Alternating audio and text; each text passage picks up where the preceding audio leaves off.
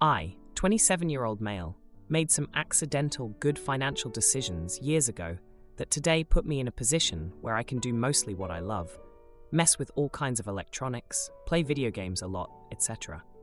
I am a huge nerd. I own a small electronics computer shop where I fix customers' devices, etc. I also sell general computer stuff and other small electronics. I live in the same building. I don't spend all my time in the shop. I have 2 workers who work in shifts, and I work when I feel like it or when they ask for help. I also replace them when they need a vacation or sick days. I have a sister, Jane, 34-year-old female, and she has 3 kids, Mary, 14-year-old female, Julia, 6-year-old female, and Jack, 4-year-old male. I am the only one who basically has unlimited free time to watch the younger kids. Mary doesn't need to be watched anymore, but she often hangs out in my shop anyway. I do it every time the kids are sick, or my sister is on a business trip for her work. After infection 19, kids are sent home for every tiny cough and sneeze. What happened? My grandmother had her 80th birthday, and everyone was invited. Relatives I don't remember ever seeing before were there. My sister and I were sitting close to each other, and suddenly one old lady, who was maybe my grandmother's cousin or something, started asking everyone what they do. I told her that I run a small business, and my sister out of nowhere said, "Yeah, by running a business, he means being very lazy and sleeping until noon. Sometimes he chills out in the store and plays video games or watches movies all day, while some of us had to work hard for our success." What she said is technically true. While she studied her whole life, I went to trade school and got lucky with a few business decisions. But I felt kind of hurt that she forgot that for her to get all that education, others had to watch the kids. So I told her, "Oh, don't forget that I am also a full-time free babysitter, but I decided to quit and focus on being lazy." She did not say anything more and did not take me seriously. A week later, I got a phone call in the morning that Jack had thrown up several times at night. She said she would bring him to my place, and I said, "Don't you forget that I quit, as I am way too lazy to watch the kids." I ended the call, went back to bed, and when I woke up later, there were multiple messages from my sister telling me that I am a selfish jerk and that I act like I am the center of the world. I replied politely, saying, "Sorry you feel that way." Later, my mother called and told me that I put my sister in a really tough position as she, Mom, can't take days off from the hospital on such short notice either, and Jane has nobody to watch the kids. Am I the jerk for not watching them? I am not hurt because of the truth. I know I am lazy. It hurt that she acts like watching her kids has been nothing. Names are changed. I still have a good relationship with my small relatives. I just don't babysit anymore. I don't even avoid my sister. Burner account for privacy. Now, for a few comments before the update. Comment 1. Not the idiot that I put my sister in a really tough position as she, Mom, can't take days off from the hospital at such short notice either, and Jane has nobody to watch the kids. Should have thought about that before she decided to unleash what she really thinks of you. Not your problem. Comment 2. Not the idiot. She attempted to embarrass and shame you for something that she greatly benefits from. Very silly of her. She doesn't respect you at all, especially considering that you frequently look after multiple children for free. You did well, OP. Now, for the update. Hey everyone, thanks for all the comments on my last post. It's been a tense week, and I've got quite the update for you all. So, after the whole birthday party fiasco and the phone call with my sister Jane, things went from tense to outright explosive. I thought I had made my point clear, but apparently it was just the beginning of a family drama that would make soap operas look tame. First off, let me give you a bit of history about my sister and me. Jane has always been the overachiever in the family, top of her class, and now a high-powered executive. I, on the other hand, took a different path. I wasn't much for academics, but had a knack for electronics and gaming. Our paths diverged, but we remained close, or so I thought. Fast forward to this week, and the tension between us reached a boiling point. Jane showed up at my shop unannounced, kids in tow, looking like she was ready for battle. She stormed in, her face red with anger, and let me have it in front of my customers and employees. She accused me of being selfish and irresponsible, and in the heat of the moment, she even threatened to cut me off from the kids. Now, I love my niece and nephews, and the thought of not seeing them anymore hit me hard. But I stood my ground. I reminded Jane of all the times I'd been there for her, the countless days I'd watched the kids while she climbed the corporate ladder. I wasn't just the lazy brother, I was the reliable uncle who stepped up when needed. The confrontation was intense, and everyone in the shop was watching. It was like a scene straight out of a movie, except this was my life, and I was feeling every bit of the drama. But here's where things took a turn. Mary, my 14-year-old niece, who's always been more mature than her years, stepped in. She had been quiet up until now, but she couldn't stand the sight of her mom and uncle at each other's throats. Mary reminded us of how we used to be, how we'd play video games together, and how I'd help her with her science projects. She told us that we were better than this, that we were family. Her words struck a chord, and that's when the unexpected happened. Jane broke down. She admitted that she was stressed out from work and that she had taken it out on me. She confessed that she didn't know how to balance her career with being a single mom, and she was sorry for lashing out. We talked, really talked, for the first time in what felt like forever. I learned about the pressures Jane was facing at work, and she learned about how I felt taken for granted. It was a moment of raw honesty that we both needed. And then came the compromise. Jane agreed to hire a part-time nanny to help with the kids when she was at work or on business trips. In return, I agreed to be the emergency contact, the one she could count on when all else failed. It wasn't a perfect solution, but it was a start, a way for both of us to get what we needed without sacrificing our relationship. The rest of the week has been a bit of a blur. Jane found a nanny, and I've had some time to focus on my shop and my hobbies. The kids still come by to visit, and I'm glad for it. Mary's been teaching me some new video game tricks, and Julia and Jack are as energetic as ever. But the biggest surprise came just yesterday. My mom, who had been quietly observing all this drama, pulled me aside. She told me she was proud of how I handled things with Jane, and that she had always admired my ability to follow my passions. It was a moment of validation I didn't know I needed. Mill tries to control my wedding, so I uninvite her, but she guilt-trips my fiancé into changing his mind. Oh boy, she didn't expect what happened next. I, 28 years old female, met my fiancé, 28 years old male, during college, and we have a great relationship. Last year, we got engaged, and we're planning the wedding for this fall. While he has an awesome dad and really sweet sisters, his mother is kind of a sore spot for him. She is separated from his dad, and from what I've heard and witnessed, the family doesn't get along much with her. If you met her, you'd understand why. She's super judgmental and rude, and barely has a nice word to say about her own kids, let alone me. Unfortunately, my fiancé, being her only son and the youngest child, is her blatant favorite. She really wants him to be mommy's boy, but he's not that way at all, and does a great job of handling her and keeping his distance, which honestly he prefers. Upon news of our engagement, she was super excited, very uncharacteristically. We then all realized that she basically wanted to frame the whole day around her. Think, everyone should be praising me for birthing this boy. He couldn't even get married without me. From there, the craziness really ramped up. She was coming along with him to tux fittings, trying to plan out the music, even our first dance, and getting angry at me for daring to choose a dress she didn't like. The rest of his family and I were actually beginning to toy with the idea of uninviting her based on this behavior. And as wrong as it kind of innately feels, this is a pretty exceptional case, and honestly, her actions were starting to make us dread our own wedding. A further incident a few days later, where she told my son she wanted to walk me down the aisle so she could have a moment with her son at the altar, made me, my husband, and my future in-laws snap. We very recently arranged for her to come over to our home, where myself and my husband sat her down in the peace and quiet and gently explained to her that we no longer wanted her to attend the wedding. She got really angry and immediately flew off the handle at me and not her son, as though I was the one who had influenced the rest of the family to uninvite her.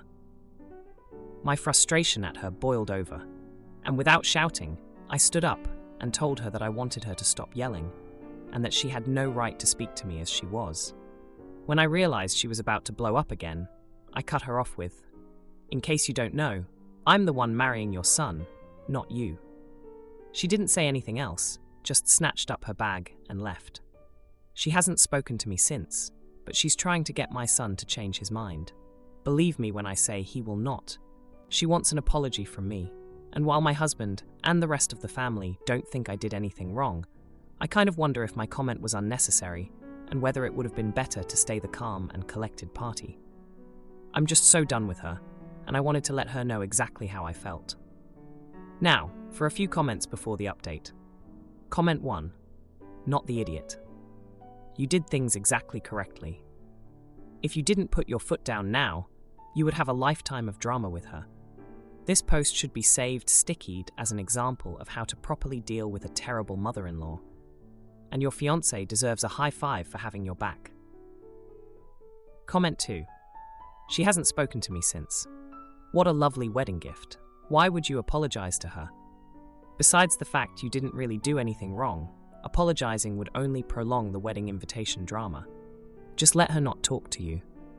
And hopefully, eventually she'll go away. Now, for the update. Hey everyone, thanks for all the support on my last post. It's been a wild few days since then, and I've got quite the update for you all. So after we told my fiancé's mom she wasn't invited to the wedding, things went from bad to worse. She started a campaign to get back into our good graces, but not in the way you'd expect. Instead of apologizing, she doubled down. She sent my fiancé old photos of them together, trying to guilt him into changing his mind. She even went as far as to send a family heirloom to our house, a watch that belonged to my fiancé's late grandfather, with a note saying, "Remember who you are and where you come from." My fiancé, bless him, has been a rock through all of this. He's always been the kind of guy who stands up for what he believes in, even if it's tough. I remember when we first started dating in college, he was the one who'd stand up to the bullies when they picked on the underclassmen. That's just who he is, and it's one of the reasons I fell for him. But this situation with his mom was testing even his limits. He told me about how, growing up, his mom would always make everything about her. Like the time he won a science fair in middle school, and she bragged to everyone that it was her genes that made him so smart. Or the time she threw a fit at his sister's graduation because the focus wasn't on her. It's a pattern that's been repeating his whole life. 3 days ago, we thought we had a breakthrough. His mom called and asked to meet with us. We agreed, hoping she'd come to her senses. We met at a local coffee shop, and for a moment, she seemed genuinely remorseful. She even started crying, saying she just wanted to be part of her son's big day. My heart almost went out to her, but then she slipped up. She mentioned how she had already told all her friends she'd be the star of the wedding, and it clicked. She wasn't sorry for her actions. She was sorry she was missing out on the attention. My fiancé saw it too, and that was it for him. He told her that her behavior was unacceptable, and we left the coffee shop. Now, here's where things get really crazy. Yesterday, my fiancé's dad called us. He said his ex-wife had been spreading rumors that I was the one who had banned her from the wedding, that I was controlling and manipulating their son. My fiancé's dad knew it wasn't true, but some family members were starting to believe her. We had to act fast. We called a family meeting with his dad and sisters, and we laid everything out on the table. We explained how we made the decision together, and that it was about our happiness on our wedding day. His sisters were furious at the lies their mom was spreading. They knew their brother better than anyone, and they knew he wasn't easily swayed. The family meeting turned into a bit of an intervention. His dad and sisters shared stories of how his mom had tried to manipulate them over the years, and it was like a light bulb went off for my fiancé. He realized this wasn't just about the wedding. It was a pattern of behavior that had been going on his whole life. But here's the misunderstanding that happened. When we were leaving the family meeting, my fiancé's phone rang. It was his mom, and she was hysterical. She was saying that she had been in a car accident and needed him. Without a second thought, my fiancé rushed out the door, and I followed. We got to the scene, and there she was, standing by her car, which had a small scratch on the bumper. There was no accident. She had staged the whole thing to get his attention. My fiancé was furious, and in that moment, he told her that she was no longer his mother if she continued this behavior.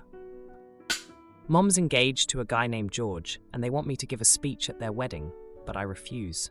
Oh boy, they're so mad. My mom is engaged to a guy called George, and they want their wedding to symbolize the creating of a new family unit with me. 15 years old, and Mom and George and his 3 kids, ages 8, 6, and 5. George's ex-wife dipped and has not seen her kids since the youngest was born. My dad died 4 years ago. Mom and George have been together for 3 years, and we have lived together for 7 months now. Mom, George, and George's kids are really happier, and my mom is happier than she ever was, something she has said.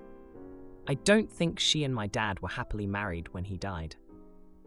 Anyway, like I said, they want to celebrate the family unit they are creating, and want to talk about how great it is, how we're all so happy with it, and feel like we have become such a solid unit. My mom and George wrote this speech for me to give at the wedding in a few months, and they wanted me to read it. They said they took care of writing it because they could put words together better. I read the whole thing, and I couldn't imagine myself reading it. Some of the quotes from the speech: "I'm so happy our family is finally whole and legally recognized. I wouldn't change a thing about my life because it brought us all here. Our family is the best thing to happen to me. I cannot imagine life being any better than it is right now, standing here among the people I love most in the world. This is the start of the best chapter of our lives. I'm so excited to welcome my new dad and new siblings into the last name family." Those are just the ones I actually kept notes of. But generally, the tone of the speech is not how I feel. I would change all of this in a heartbeat for my dad back. This will never be my best chapter when he's not here, and I don't love George or his kids. I don't have strong feelings either way, but I'm also sad. The wedding and all the enthusiasm just remind me I don't have my dad to confide in anymore. My mom is happy, and I'm glad of that, and I would give a speech about that, but I know the second I say that, my mom would want us in family therapy. And I don't want to go with them. I don't want to hear that it's okay to embrace and be happy about a new dad and siblings after 15 years of being an only child. Instead, I told Mom I wasn't comfortable giving the speech they wrote, and I won't do it. She told me the speech is perfect and is a beautiful tribute to what is happening. She also told me how much it will mean to George's kids. I told her I still didn't feel comfortable giving it, and to just forget about me saying anything. My mom was upset, mad. George was asking why the hell I'd refused to do something that will make everyone so happy. They told me I'm acting like an elementary school kid instead of a teenager who is basically a young adult. They also have George's oldest tell me how excited she and her brothers are to hear my speech, and she told me she's excited to be my sister. Am I the idiot? Also, the speech is like 3 pages long. Now, for a few comments before the update. Comment 1.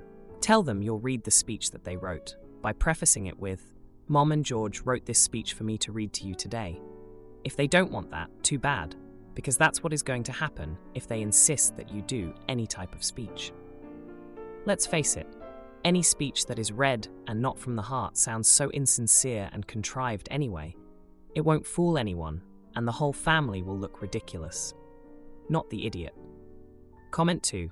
Not the idiot. Your mother and your stepfather-to-be are welcome to make any comments they like about their feelings about the new relationship. They are not allowed to put words in your mouth and ascribe feelings to you that you don't have. I would continue to refuse to give the speech, and if they continue to push, I would tell them I might not attend the wedding at all. Now, for the update. Hey Reddit. It's been a month since I posted about my mom's wedding and the speech situation. Things have escalated, and I'm back for an update because, honestly, I need to vent. So, after I refused to give the speech, my mom and George didn't drop it. They kept pushing, saying it was important for family unity. I tried to explain my feelings again, but it was like talking to a brick wall. They just couldn't understand why I wasn't over the moon about all this. Then, 2 weeks ago, things got really heated, George's oldest, let's call her Lily, overheard me telling my friend on the phone that I didn't feel like part of this new family. She got really upset and told George. That night, we had a family meeting where George basically told me I was being selfish and not thinking about Lily and her brother's feelings. My mom backed him up, saying I was ruining their chance at a happy family.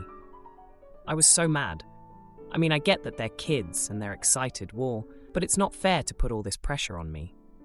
I lost my dad, and they act like I should just replace him with George and be happy about it. But here's the juicy part. Last week, my mom found an old letter my dad wrote her before he died. It was about how much he loved us and how he always wanted us to be happy, even if that meant moving on with someone else. My mom took it as a sign that my dad would have wanted me to accept George and give the speech. She showed me the letter, crying, saying it was a message from my dad. I didn't know what to say. It felt like she was using my dad's words against me. I told her that wasn't fair, and we ended up in a huge fight. She said I was being disrespectful to my dad's memory, and I just lost it. I told her she didn't get to tell me how to feel about my dad. Since then, it's been tense at home. George tries to talk to me about man stuff like he used to, but it just feels forced now. And Lily and her brothers have been giving me the cold shoulder because they think I don't want them around.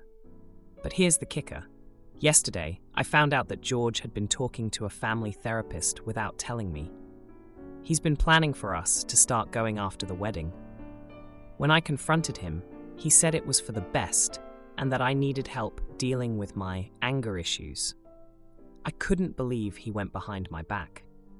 I told him I didn't have anger issues, I was just grieving in my own way. He said I wasn't the only one who lost someone, referring to his kids losing their mom when she left. That made me even angrier because it's not the same thing at all. Now, I'm stuck. The wedding is in a month, and I'm supposed to stand up there and pretend everything's perfect. My mom and George are acting like nothing's wrong, but I can tell they're worried I'll cause a scene. And to top it all off, I overheard George telling my mom that if I don't give the speech, it might be best if I didn't come to the wedding at all. That hurt. It's like I'm being erased from my own family. If you like this video, you'll probably like these too. Also, while you're here, please consider subscribing.